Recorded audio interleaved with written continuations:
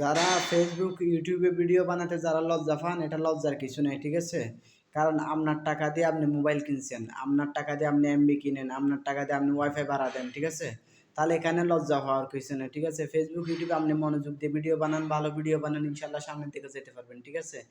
যদি আপনি বিশেষ করে যারা ভিডিও বানায় তাদেরকে বেশি বাধা দেয় ফ্যামিলির লোক আর হচ্ছে আত্মীয় স্বজন, ঠিক আছে? কারো কোনো কথায় কান না দিয়ে আপনি ভালোভাবে ভিডিও বানান, দেখবেন একদিন না একদিন ইনশাল্লাহ ভালো লাইনে উঠতে পারবেন, ঠিক আছে?